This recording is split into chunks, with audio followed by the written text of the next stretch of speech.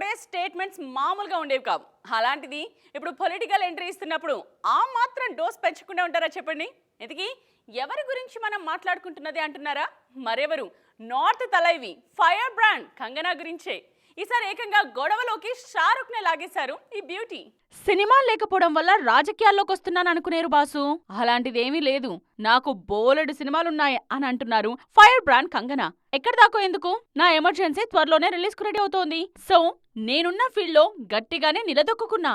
అయితే యాక్టింగ్ లేకుంటే డైరెక్షన్, నాకు ఇక్కడేం ఢోకా లేదు అని బల్లగుద్ది మరి చెప్పేస్తున్నారు మేడం కంగనా రనౌత్. సినిమాల్లో ఎవరికైనా హిట్స్ ఫ్లాప్స్ కామనే.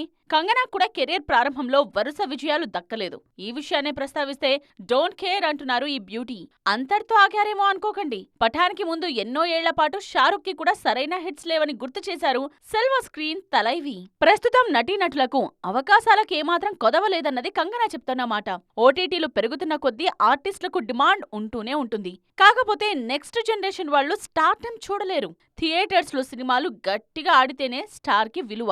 అలాంటి స్టేటస్ తమ తరంతోనే ఆగిపోతుందేమో అని అనుమానాలు వ్యక్తం చేస్తున్నారు ఫైర్ బ్రాండ్. ఓవైపు రాజకీయాల్లో బిజీ అవుతున్నప్పటికీ ఆమె నెక్స్ట్ సినిమా ఎమర్జెన్సీని కూడా సందర్భం వచ్చినప్పుడల్లా ప్రమోట్ చేస్తున్నారు కంగనా. ఎమర్జెన్సీ సినిమా సక్సెస్ అయిన రోజు కంటి నిండా నిద్రపోతానని ఇప్పటికే పలుమార్లు చెప్పారు ఈ లేడీ.